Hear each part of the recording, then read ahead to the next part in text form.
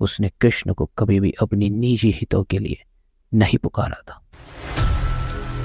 श्री कृष्ण अपने भक्तों की पुकार सुनते ही वहां उपस्थित हो गए। यह है भगवान श्री कृष्ण की एक कहानी। सूरज लगभग 8 वर्ष का एक बेहद ही दुर्बल बालक था। उसका पारिवारिक व्यवसाय लकड़ी काटना और उन्हें बाजार में बेचना था। एक दिन सूरज यमुना के किनारे लकड़ियां काट रहा।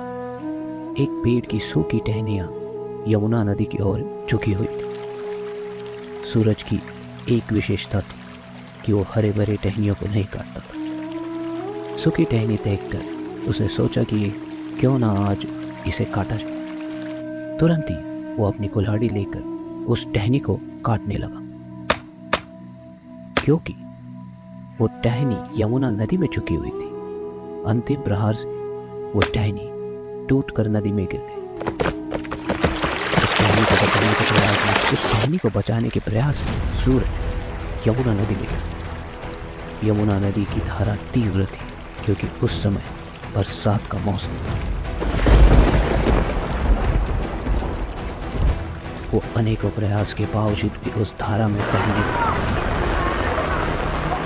सफल न हो सका और धारा में बहता चला। उसने अपने इस कठिन क्षणों अपने आराध्य श्री कृष्ण को मदद के लिए पुकारा।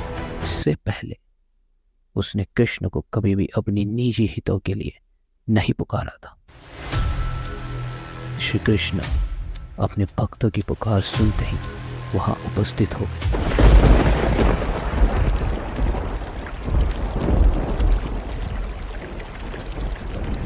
कृष्ण ने देखा कि सूरज बेहोश और अचेत अवस्था में था। उन्होंने सूरज को किनारे लाकर सुकशल लाकर लिटाया। सूरज को ये एहसास था कि उसे किसी ने नदी के बीच से उठाकर किनारे पर लाया और उसकी देख रेख की। नींद खुली तो वह कोई मौजूद नहीं था।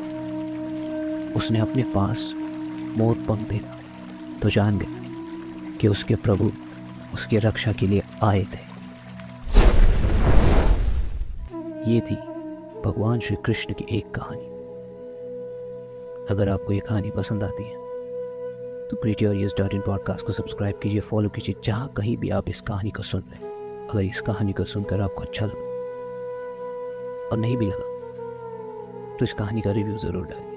हमारे शो को रेट कीजिए, रिव्यू कीजिए स्पॉटिफाई, एप्पल, जिस किसी भी प्लेटफॉर्म पर आप सुन रहे हैं। और हमारे शो को इंस्टाग्राम पे फॉलो कीजिए @podcastaudios।